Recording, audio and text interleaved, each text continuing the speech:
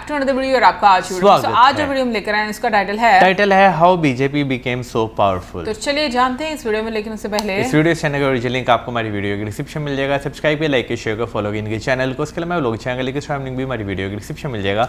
Subscribe पे like के share को फॉलो करें। चलिए देख लेते हैं ये वीडियो। दिसंबर 2013 एक कांग्रेस के बड़े नेता मणिशंकर अय्यर ने कुछ ऐसा कह दिया जो उन्हें नहीं कहना चाहिए था। दरअसल किसी ने उनसे कॉन्फ्रेंस में पूछा कि क्या नरेंद्र मोदी भारत के प्रधानमंत्री बन सकते हैं। अय्यर मुस्कुराए और बोले, नरेंद्र मोदी कभी भारत के प्रधानमंत्री नहीं बन सकते हैं। हाँ, अगर बीजेपी चाहती है तो वो यहाँ AICC में चाय बेचने की जगह जरूर अरेंज करा सकते हैं। पूरा हॉल हंसने लगा, कांग्रेस के लोग भी हंसने लगे और मीडिया ने रिपोर्ट किया। नॉर्मल केस में ये सारी चीजें यहीं खत्म हो जानी चाहिए थी, लेकिन 800 किलोमीटर दूर गांधीनगर में एक कैंपेन मैनेजर ने ये न्यूज पढ़ी और उसने एक ही चीज सोची, ये इंसल्ट हमारा सबसे बड़ा कैंपेन बन सकती है। और उस आदमी का नाम था PK यानी प्रशांत किशोर।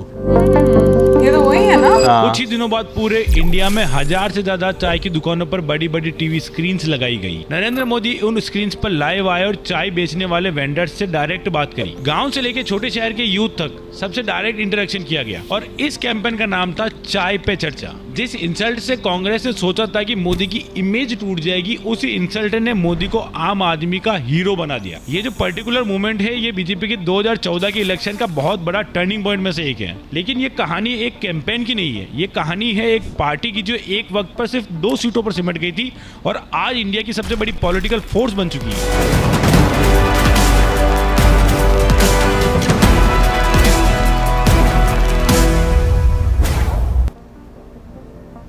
आज हम समझेंगे कि बीजेपी इतनी पावरफुल कैसे बनी, और भी सिर्फ एक बार नहीं बल्कि बार बार। तो चलते हैं 1980 में। दरअसल बीजेपी यानी भारतीय जनता पार्टी का जन्म हुआ था 6 अप्रैल 1980 को। ये एग्जैक्टली कोई नई पार्टी नहीं थी, ये एक जनसंघ था जो 1977 की जनता पार्टी के कोलिएशन में मर्ज हुई थी। जब वो कोलिएशन आपसी लड़ झगड़ में टूट गया, तब बीजेपी ने अलग जन्म लिया।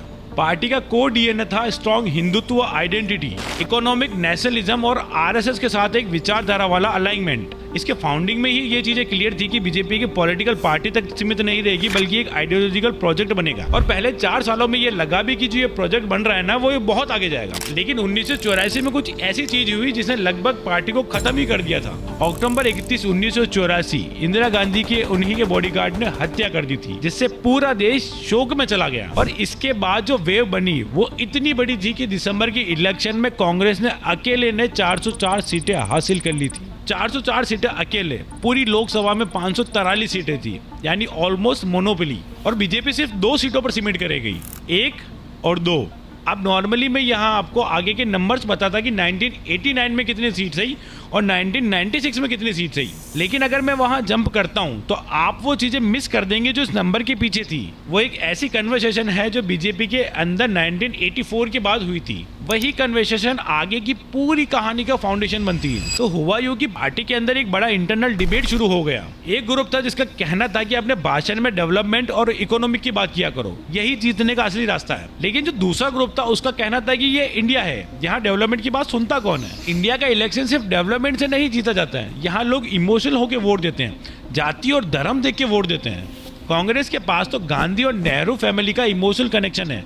हमारे पास क्या है, हमें एक ऐसी नस पकड़नी होगी जिससे लोगों को पर्सनली लगे कि बीजेपी उनकी खुद की पार्टी है। और फिर ये जो सोच थी, ये बीजेपी के अगले 10 सालों की स्ट्रेटेजी बन चुकी थी। और इसी सोच के बाद एक आदमी ने रथ यात्रा की प्लानिंग करी। 1990 में LK आडवाणी ने एक अनाउंसमेंट करी कि वो एक रथ यात्रा निकालेंगे सोमनाथ गुजरात से अयोध्या उत्तर प्रदेश तक। 10,000 किलोमीटर से भी ज्यादा का सफर करेंगे। हर शहर हर गाँव से होके निकलेंगे अपने डेकोरेटेड रथ पर।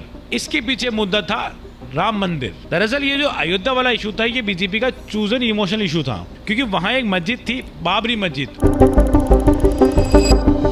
बीजेपी की डिमांड थी वहां मंदिर बनना चाहिए, क्योंकि हिंदू बिलीव करते हैं कि वो जगह राम भगवान की जन्मभूमि है। और यही मुद्दा बीजेपी को एक ऐसी लीड दे रहा था जो बीजेपी को डायरेक्ट करोड़ों लोगों की धार्मिक आस्थाओं से कनेक्ट कर रहा था। और उस टाइम कांग्रेस के पास इस इशू का कोई डायरेक्ट जवाब नहीं था, क्योंकि अगर वो कहती कि हाँ मंदिर बनाओ तो उनकी वो सेक्युलर इमेज के अगेंस्ट होता, और अगर वो कहती नहीं बनाएंगे तो ये उनके हिंदू वोटर्स को नाराज कर देता। कांग्रेस का कोई भी जवाब देना उन्हें और ज्यादा फंसा सकता था। लेकिन बीजेपी का एक खुला स्टैंड था कि मंदिर तो यही बनेगा।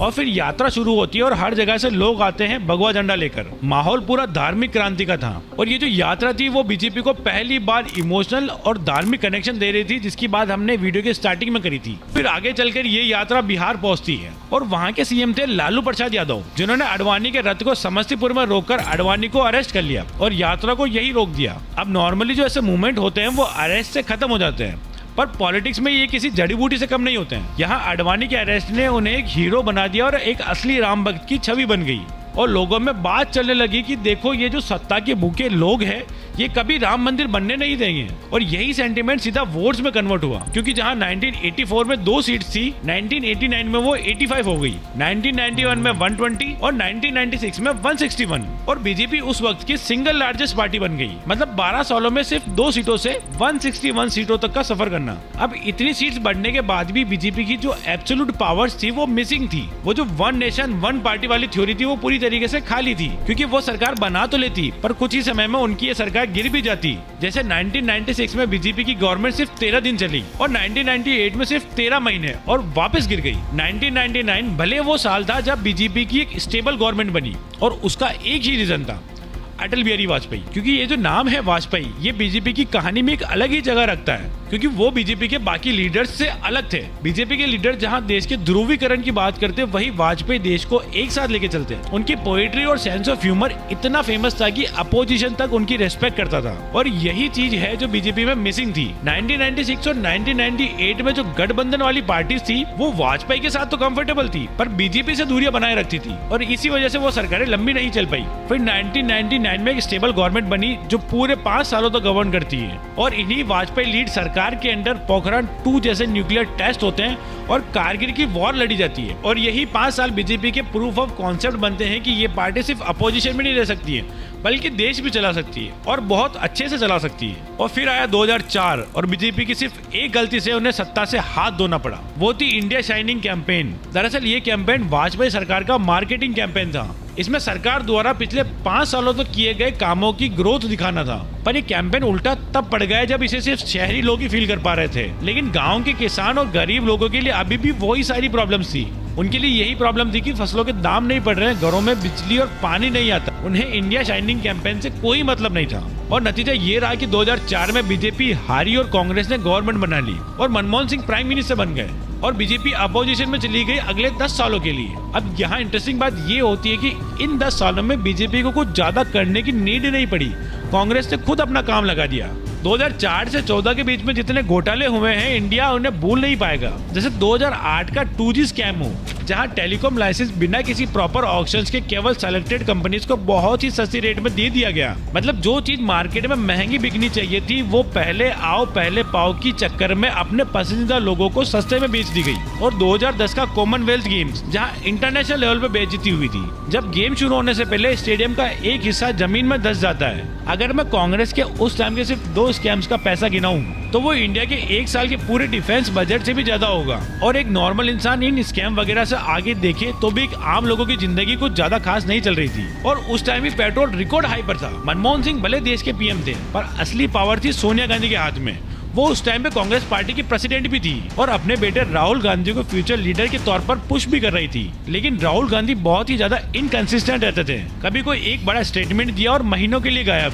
और इसी वजह से जनता से उनका कोई पर्सनल कनेक्शन या लगाव बन ही नहीं पाया, क्योंकि देश की जनता को एक स्ट्रॉन्ग फेमिलियर लीडर का चेहरा चाहिए था, जो कांग्रेस के पास 2013 और 14 के बीच में था नहीं। पर बीजेपी के पास एक आदमी जरूर था जो पिछले 12 सालों से गुजरात का सीएम बना हुआ था, जो माइक पे कॉन्फिडेंटली बात करता था और अपनी बातों से भीड़ को कैसे कंट्रोल करना है उसे आता था। नाम था नरेंद्र मोदी। प्रॉब्लम सिर्फ ये थी कि वो अभी सिर्फ गुजरात वाला मोदी था, पूरे देश का मोदी बनना वो काम अभी बाकी था। और फिर यहाँ कहानी में एंट्री होती है प्रशांत किशोर की। बात है 2011 चैड देश की, अफ्रीका का एक लैंड लॉक्ड देश। वहाँ यूनाइटेड नेशन का 34 साल का एक हेल्थ ऑफिसर काम कर रहा था। वो यूनिसेफ के लिए पब्लिक हेल्थ प्रोग्राम रन करते थे। एक दिन उसने एक रिसर्च पेपर लिखा इंडिया के इकोनॉमिक ग्रोथ और मेल न्यूट्रिशन के कंपैरिजन पर। इस रिसर्च पेपर में उन्होंने बताया कि भारत के अमीर राज्य जैसे गुजरात इतने अमीर होने के बाद भी कुपोषण के शिकार हैं। फिर ये पेपर उस वक्त के प्राइम मिनिस्टर मनमोहन सिंह और गुजरात के सीएम नरेंद्र मोदी को भी भेजा गया, लेकिन इसने नरेंद्र मोदी जो उस वक्त के गुजरात के सीएम थे उनका ध्यान अपनी ओर खींच लिया।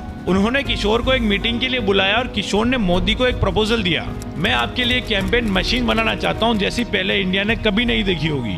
अब सोचो ना इस बंदे का कोई पॉलिटिकल बैकग्राउंड था, ना किसी पार्टी की मेंबरशिप थी, था तो सिर्फ एक आइडिया, और ये आइडिया मोदी ने सुना और एग्री किया। और इसका पहला टेस्ट हुआ 2012 के गुजरात के असेंबली इलेक्शन में। मोदी को तीसरी बार सीएम की सीट जीतनी थी, तो पीके की टीम ने काम किया और बीजेपी को कन्विंसिंग जीत दिलाई।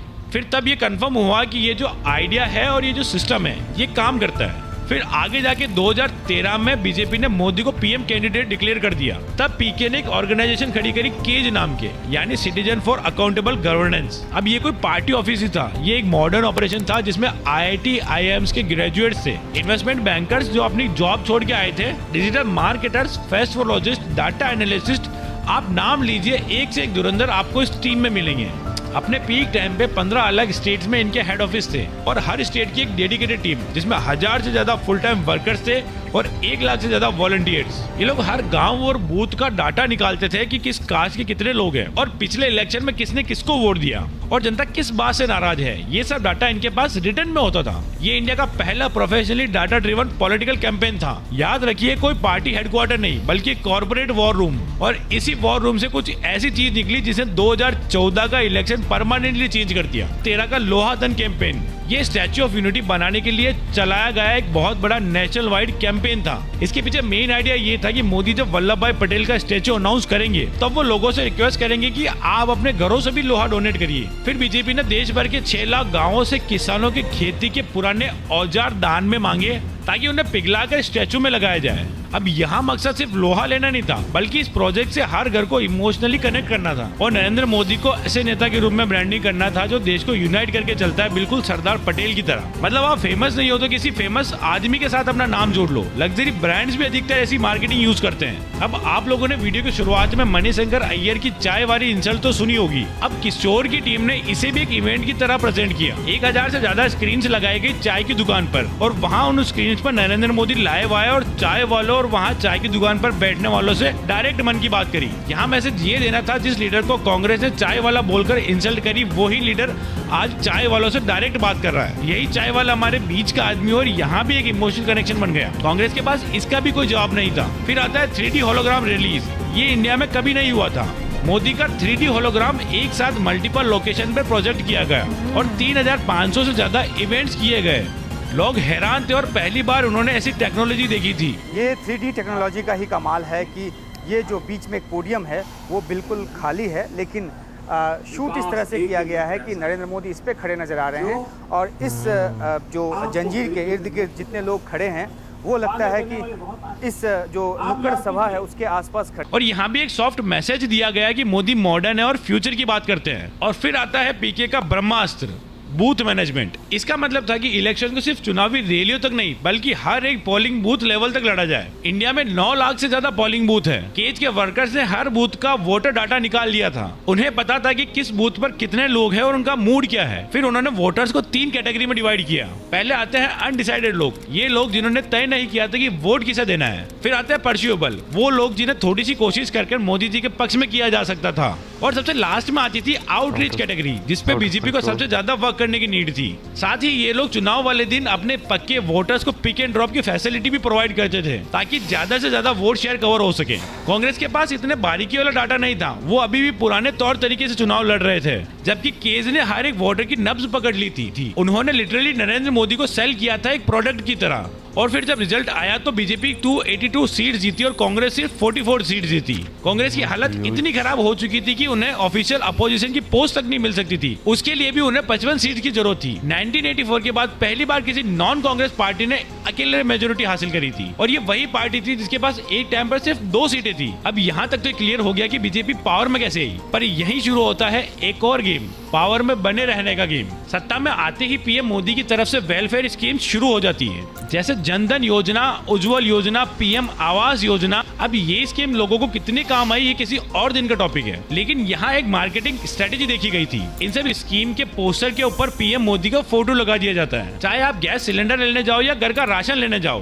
बस रोड्स, कार्स, आपको हर जगह नरेंद्र मोदी की ही फोटो मिलेगी। ये सब स्कीम्स कांग्रेस के टाइम पे भी थी, पर उस टाइम पे ये स्कीम्स गवर्नमेंट स्कीम्स लगती थी, लेकिन अब ये स्कीम्स मोदी स्कीम्स लगती है। लोगों को एक पर्सनल फील महसूस होता है और पीएम मोदी की गॉड मैन वाली एक इमेज क्रिएट हो जाती है। लेकिन अभी भी वन नेशन वन पार्टी के लिए बीजेपी को कुछ बड़ा करने की जरूरत थी, तब बीजेपी अपने वो प्रॉमिस पूरे करना शुरू कर देती है जो उसने अपने कोर हिंदू वोटर से किए थे, जैसे आर्टिकल 360 हटा देना और कश्मीर का स्पेशल स्टेटस खत्म कर देना। 2024 में वो वादा पूरा करना जो बीजेपी ने 40 साल पहले किया था, राम मंदिर बनाकर। और इसके बाद बीजेपी ने एक ऐसा वोटर बेस बना लिया जो कांग्रेस पिछले 60 सालों से नहीं बना पाई। और आगे जाके बीजेपी को कभी कोई स्ट्रॉन्ग अपोजिशन भी नहीं मिला, कभी कोई ऐसा फेस उभर के नहीं आया जो मोदी की गॉड लाइक इमेज को चैलेंज कर सके। कई सारे गठबंधन भी बने पर वो भी इंटरनली डिवाइडेड ही रहे। सीट शेयरिंग पे इनका हमेशा डिसएग्रीमेंट ही रहा। और जब अपोजिशन वीक हो तो रूलिंग पार्टी का काम नेचुरली आसान हो जाता है। ऐसा नहीं है कि सारा काम सिर्फ बीजेपी ने ही किया है, कुछ लोग इस मोदी लहर के ट्रेंड को समझ गए थे तो रियल न्यूज रिपोर्टिंग छोड़कर वो पार्टी प्रवक्ता बन गए। और ये जो गोदी मीडिया वर्ड है ये भी इन्हीं लोगों से आया है। और अगर बीजेपी की करंट सिचुएशन पर वापस आए तो 2024 में बीजेपी ने सिर्फ 240 सीट जीती है, जिससे वो अकेले मेजोरिटी से थोड़ी पीछे रह गई। कुछ लोग कहते हैं ये बीजेपी का डिक्लाइन है और कुछ लोग बोलते हैं 240 सीट भी बहुत होती है। दोनों ही अपनी अपनी जगह सही है, क्योंकि उत्तर प्रदेश में बीजेपी का वोट शेयर गिरा है, अपोजिशन अलायंस कुछ ज्यादा इफेक्टिव रहा है वहाँ। यंग वोटर्स का एक पोर्शन अब अनएम्प्लॉयमेंट और इकोनॉमी पर सवाल उठाता है। जो मुद्दे 2014 और 2019 में काम किए थे अब 2024 में थोड़े से लेस इफेक्टिव है। 20 से ज्यादा स्टेट्स में बीजेपी या बीजेपी बैक्ड गवर्नमेंट है, लेकिन वो कब तक रहेगी ये वक्त बताएगा। अब वीडियो को यहीं खत्म करते हैं। अगर आपको ये वीडियो अच्छा लगा है तो लाइक करिए, सब्सक्राइब करिए, कमेंट करिए और वीडियो शेयर करिए उन लोगों के साथ जो इंडियन पॉलिटिक्स को इतनी बारीकी से समझना चाहते हैं। और कमेंट्स में बताओ 2029 में बीजेपी जीतेगी या नहीं। मिलते हैं अगली वीडियो में, तब तक के लिए जय हिंद। भाई कोई भी पॉलिटिकल पार्टी जो है ना, जब भी वो स्टार्ट होती है ना तो वो बिल्कुल एक जो है ना बीच की तरह होती है। स्टार्टिंग में नो डाउट लोगों का इतना ज़्यादा ट्रस्ट नहीं होता, लोग उस तरह जो है उनकी बातों को नहीं लेते, जो टाइम के साथ साथ जो है वो उनको जो है वो समझ लगती है। लेकिन हाँ भाई अपॉर्चुनिटीज़ देखना, मार्केट को जो है यानी कि जो आपके जो लोग हैं उनके ऊपर रिसर्च करना कि लोगों की ज़रूरत क्या है, लोग क्या चीज़ जो है वो चाहते हैं, ये भी बहुत ज़रूरी है। और उसके साथ साथ भाई आपके कौन कौन काम आ सकता है, ये चीज़ भी बहुत ज़रूरी है। मुझे ऐसा लगता है कि जो टर्निंग पॉइंट रहा है कैंपेन्स में वो है डाटा। लाइक पहले एक कन्वेंशनल स्टाइल रहता था कि उसमें बरादरी सिस्टम हो गया और आपकी कास्ट सिस्टम वाला हो गया और लोग एक दूसरे को इसी बेस पर भी जो है वो वोट कर दिया करते थे।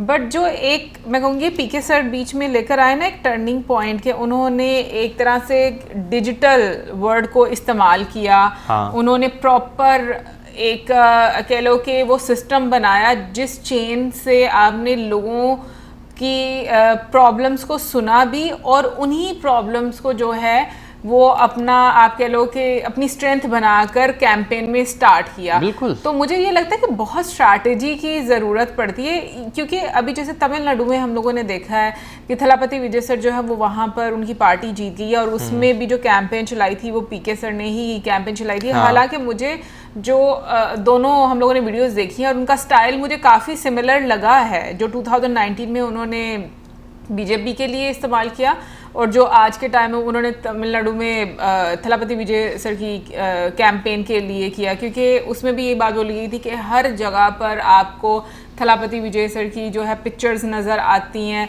और ये चीज़ होता है जब आप हर चीज़ पर एक ही इंसान को देखते हो ना तो वो आपके जहन में कहीं ना कहीं पर रह जाती है उसकी। भाई देखें आप जो है ना जो स्टेटमेंट्स आ रही होती हैं, ठीक है ना, उनको कैसे कैसे यूटिलाइज जो है वो कर सकते हैं, ये बहुत इंपॉर्टेंट है। अभी बीच में जो एक स्टेटमेंट का जिक्र भी जो है वो किया गया, फिर उसको जिस तरह यूटिलाइज़ किया गया आम लोगों तक जो है वो चीज़ किस तरह पहुंचाएगी, ये मैं कहता हूँ कि इस तरह की स्ट्रेटजीज जो होती हैं ना वो काम करती हैं और आपको नज़र भी जो है वो आई है।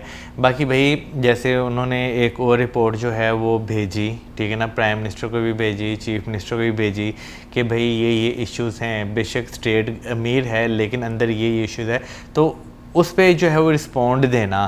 तो ये भी मैं कहूँगा कि भाई आप जो है ना बेटरमेंट की तरफ जाते हैं। बिल्कुल, मैं कहूँगी काम का बंदा और उसको अप्रिशिएट करना, उसे काम लेना, ये भी एक विजनरी जो लीडर है उसका काम होता है। बट उसके साथ साथ अगर हम देखें जिस तरह से उन्होंने पास का एक बताकर फिर जो बीजेपी की कोर आइडियोलॉजी है उसको लेकर, यानी कि जैसे लोग बटे हुए थे कि कुछ जो है वो डेवलपमेंट की बात करना चाहते थे, कुछ जो है वो रिलीजन की बात करना चाहते थे, दोनों तरह के सेंटिमेंट्स को कैसे एक्वायर किया जाए उसकी बात करना चाहते थे। तो जिस तरह से बीजेपी ने उन दोनों में एक बैलेंस मेंटेन रखा और जनता को एक मैसेज पहुंचाया कि हम जो कहते हैं वो हम करके भी दिखा रहे हैं, तो इससे भी जो लीडरशिप है उस पर लोगों का ट्रस्ट बनता है।